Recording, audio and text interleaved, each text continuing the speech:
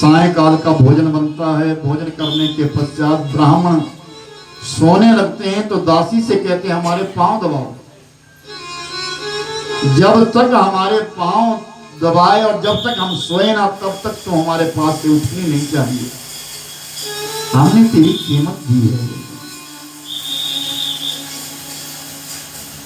राजा हरिश्चंद्र को कुछ मालूम नहीं है सैव्य कहां चली गई। सैव्य को यह मालूम नहीं है कि मेरे पति कहां चले गए। ना हरिश्चंद्र किसी से कह सकते हैं और ना ही रानी सैव्य किसी से कह सकती है कि मैं तारा नाम की स्त्री अयोध्या की पटरानी। ध्यान देना विपत्ति किस प्रकार आ जाती है। अयोध्या की पाट महिषी रानी आज ब्राह्मणों के पास जाकर के सेवा कर रही है, दासी का काम कर रही है। आज 1 वर्ष बीत गया और रानी कृष्ण हो गई है। ऐसा सुना जाता है कि काशी नगरी के किनारे किनारे से रोज बहुत सारी चंडिकाएं स्त्रियां आती है, चांडाल स्त्रियां आती है, काशी के बच्चों को उठा करके ले जाती है और उन्हें वो खा जाती है। ऐसा सुनने में आता है। तो तारा मन ही मन में सोचती है मेरे रोहित को ना कहीं ले जाए। आज छोटे छोटे बच्चों के साथ रोहित लकड़ियां लेने के लिए जंगल गया है लेकिन लौट के नहीं आया। सायंकाल का समय हो गया है, राह देख रही है, काम कर रही है, खाना पका रही है, वस्त्र धो रही है, बर्तन धो रही है, उन ब्राह्मणों की सेवा कर रही है। वो सैव्य वो रानी और अपने पुत्र का इंतजार कर रही है। पुत्र नहीं आया। छोटे छोटे बच्चे आए हैं, आस पड़ोस के बच्चे सामने आ गए हैं। तो रानी सैव्य पूछती है कि बताओ मेरा रोहित कहाँ है? आ रहा था हमारे साथ में, लेकिन रास्ते में एक बमरी था।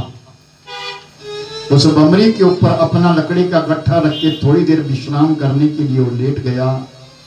उस बमरी से एक अजगर निकला है, उसने उसको डस दिया, उसकी मौत हो गई।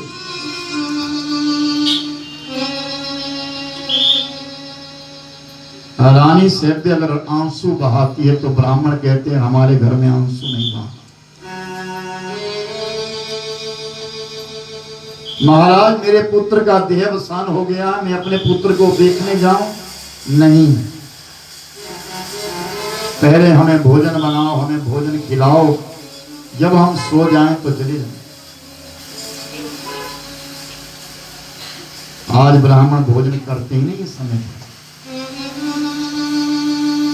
परीक्षा। कहा तो भगवान हमारी परीक्षा लेता है। रानी सैव्य बारंबार ब्राह्मणों से कहती है मैंने ये काम कर लिया, मैंने ये काम कर लिया, मैंने ये काम कर लिया, भोजन कर लीजिए। ब्राह्मणों ने भोजन किया। भोजन करने के पश्चात कहते हैं हमारे पांव को दबाओ। हम सारा दिन भ्रमण करते हैं, घूमते हैं, थक करके आए हैं, हमारे पांव को दबाओ। महाराज मैं अपने पुत्र को देखने तो जाऊं? नहीं, पहले हम सो जाएं तब जाएं। रात्रि का दूसरा प्रहर बीता, ब्राह्मण सो गए। रानी सैव्य उठी और जंगल में चली गई तो क्या देखा, रोहित नीचे गिरा है, धरती पर गिरा है और मुख से जो है विष का झाग निकल रहा है। रुदन करने लगी, रोने लगी। उसके रोने की आवाज काशी के सेवकों ने सुनी। वो दौड़े दौड़े आए और यही चांडाली है वो जो लोगों के बच्चों को खा जाती है, ले जाती है। यही चांडाली है। देखो इसके पास में किसी का बच्चा है, ये किसी बालक को उठा करके लाई। रानी तारा कहती नहीं, किसी का बालक नहीं, मेरा पुत्र है, रोहित नाम है मेरे पुत्र का, मेरा पुत्र है, मैंने किसी का बालक नहीं उठाया। और सेवकों को बड़ी मुश्किल से समझाया, लौट गए। भोर का समय हुआ, मैं दासी बिकी हुई, आजीवन दासी हूं, कुछ काल के नहीं हूं, आजीवन हूं। जब तक मेरी जिंदगी है तब तक मैं दासी हूं। मैं कहां जाऊंगा? ब्राह्मणों से मांगो, मैंने अपने पुत्र को जलाना है, इसके लिए कफन दे दीजिए। हमारे पास कोई कफन नहीं।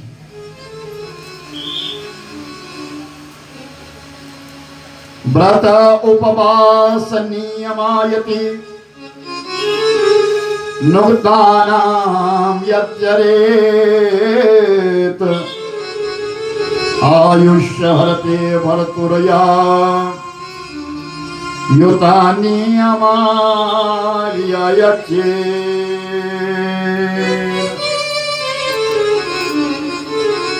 स्त्री जो पुण्य कमाने के लिए अपने घर वालों से छुपाती है, वो पुण्य पूर्ण नहीं।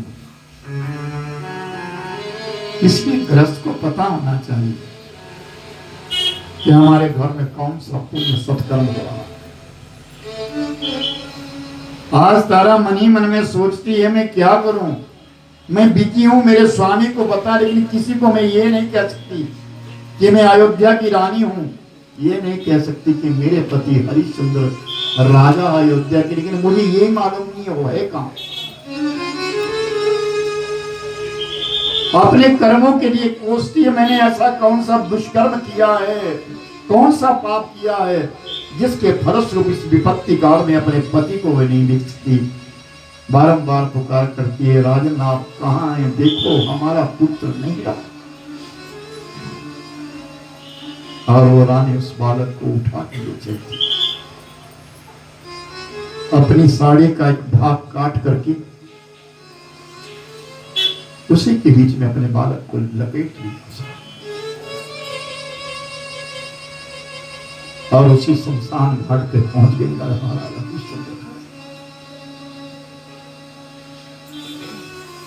मेरा पुत्र मर गया है, मुझे जलाना, कफन लाओ, खिचड़ी है तुम्हारे पास? नहीं। टका है तुम्हारे पास? नहीं। चली जाओ, मेरे मालिक की आज्ञा है, मैं अपने मालिक की आज्ञा को तोड़ नहीं सकता।